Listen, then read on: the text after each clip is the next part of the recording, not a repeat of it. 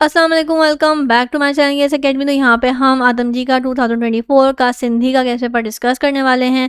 सिंधी जिन student ने नहीं समझी है और उनको समझ नहीं आ रहा कि चैप्टर में क्या लिखा हुआ है, क्या स्टोरी बताई हुई है, तो वो मेरे चैनल पे जाके वीडियोस को देख सकते हैं, लेक्चर्स को देख सकते हैं, जहाँ पे हमने सिंधी की ट्रांसलेशन करी थी उर्दू में, ताकि हमें चैप्टर समझ आता है। जब हमें चैप्टर और स्टोरी समझ आ जाएगी तो आई एम श्योर कि आपको 50% जो है आपकी तैयारी ऑटोमेटिकली हो जाएगी।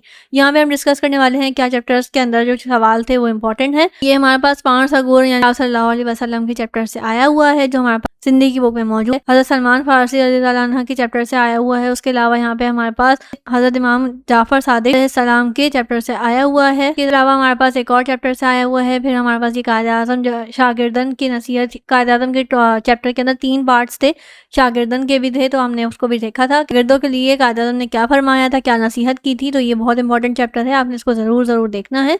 माए खैरी का चैप्टर है, वो भी बहुत इंपॉर्टेंट है और ये देख सकते हैं कि आप इसके अंदर कितने इंपॉर्टेंट सवाल दिए हुए हैं, तो इसको आपने बिल्कुल भी मिस नहीं करना। ये सारे सवाल आपने प्रैक्टिस करके जाना है, तैयारी करके जाना है। इसके अलावा बैनुल अक़वामी अदालत का भी चैप्टर बहुत इंपॉर्टेंट है, ठीक है, आप ये देख सकते हैं।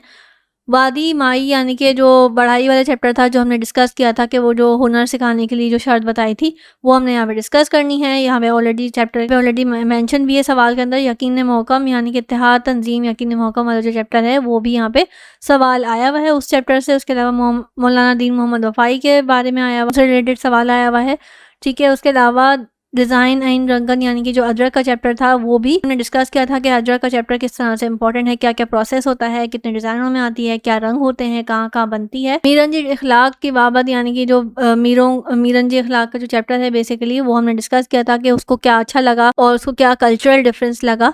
हमने उर्दू में समझा है, तो आई एम श्योर कि आपको बहुत आसान लगा होगा। नूरी जी कबर नूरी जाम तमाची का जो चैप्टर है बेसिकली ये उस चैप्टर से सवाल है, सवाल नंबर 12।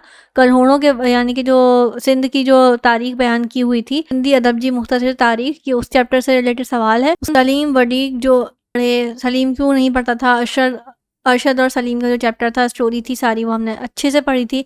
वगैरह का जो खात्मा था वो किस तरह से किया था, गाँव के लोगों को किस तरह से सपोर्ट किया था, ये सब हमने उर्दू में समझा हुआ है सिंधी का, तो हमें परेशानी नहीं होगी।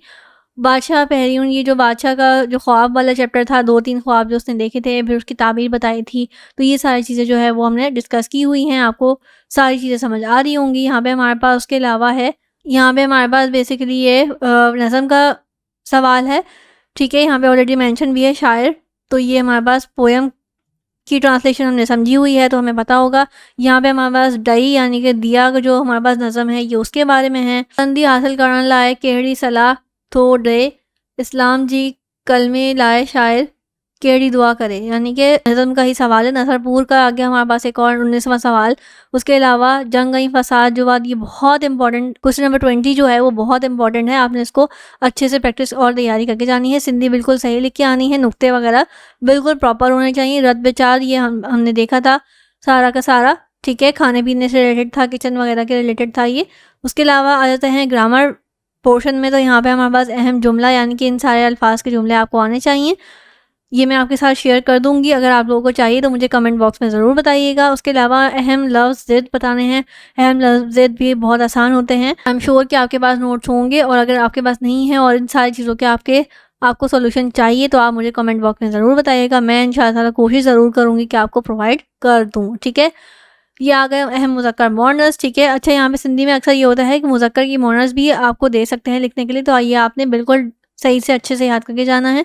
वाहिद की जमा या जमा का वाहिद भी आपको लिखने के लिए दे सकते हैं, तो ये आपने सही से करके जाना है, ठीक है। उसके अलावा अहम इस्लाहात, तो ये भी आपने सही से करके जानी है। उसके अलावा हिस्सा जीम में हमारे पास अहम जो मजमून है वो तंदुरुस्ती हज़ार नेमत आए, तंदुरुस्ती हज़ार नेमत है। उसके अलावा इल्म बड़ी दौलत है, इल्म जो है वो एक बहुत बड़ी दौलत है, या तालीम की अहमियत एक ही बात है, तो ये आपने इसको डिस्कस करना है, अच्छे से प्रैक्टिस करना है, शॉर्ट नोट में कोई मिस्टेक ना हो, तभी आपको अच्छे नंबर मिलेंगे। मुंझो पसंदीदा शायर या शख्सियत, तो ये आपने इसको भी देखना है। वक्त की पाबंदी देखनी है, और बाहर जी मौसम, ये सारे टॉपिक इंपॉर्टेंट समझे जा रहे हैं सिंधी में इस बार, तो ये आपने सारे ही टॉपिक को देखना है। इसमें से चॉइस पे ना छोड़ने की कोशिश करें ताकि आपको बोर्ड में परेशानी ना हो। अगर आप इसमें भी चॉइस पे छोड़ के जाएंगे तो हो सकता है जो आपने चॉइस पे यहाँ पे छोड़ा हो वही बोर्ड में आ जाए, तो ये आपके लिए प्रॉब्लम हो सकती है।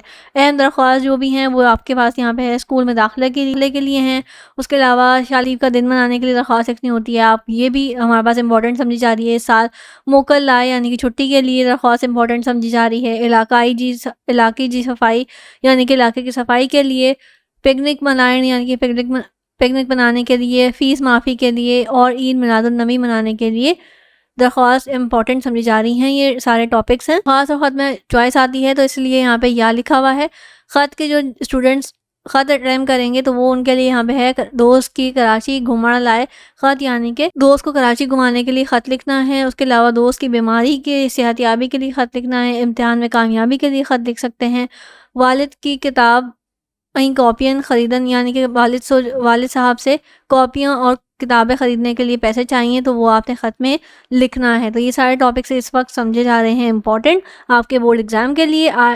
अहम बंद जो है वो हमारे पास नेकी का है 2 और 3। नज़म डेओ के जो है बंद नंबर 1, 2, 4 और 5 इम्पॉर्टेंट है। सचर सरमस जो है वो हमारे पास इम्पॉर्टेंट है मरकज़ी ख़याल के लिए। डेओ इम्पॉर्टेंट है मरकज़ी ख़याल के लिए। हारी इम्पॉर्टेंट है और बटायों सुबजो संसार और वाई, ठीक है।